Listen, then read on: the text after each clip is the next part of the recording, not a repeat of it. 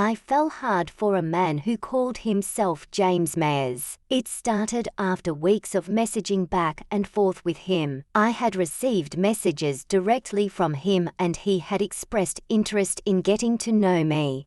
But I didn't respond. Several messages later, I still had not responded. Finally, after a week, he sent a simple hi. I took this opportunity to let him know I wasn't interested in a relationship. I did tell him that I appreciate making friends with people who might have things in common. Little did I know that this man would become as dear to me as anyone I had ever known. This happened in as little as a month. He told me he was a self-employed engineer in China and that he was preparing to come back to the United States. Coincidentally, he lived an hour or less from where I live. He told me he couldn't cash his final paycheck because he was in a foreign country and heading for the States. He needed help to finish paying his ticket to the States. He sent a copy of the ticket, where it indicated he needed $300 or so to pay it off. The ticket was official looking. He had sent me pictures of himself at home doing things in his yard and normal everyday stuff.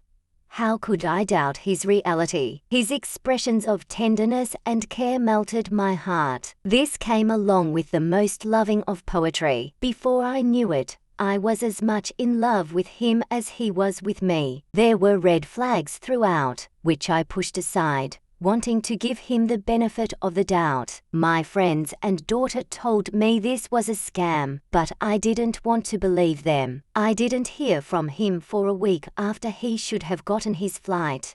I wasn't sure why he was not calling. Finally, I learned that he was staying at a hotel and being charged $285 per day and had already been there 9 days. He said he had his papers taken by the hotel owners and that he was subject to arrest by the Chinese government. I allowed my heart, rather than my mind, to borrow the money to rescue him. The next thing I heard was that he was in an accident on the way to the airport. This accident supposedly killed the taxi driver and left him in a horrible condition.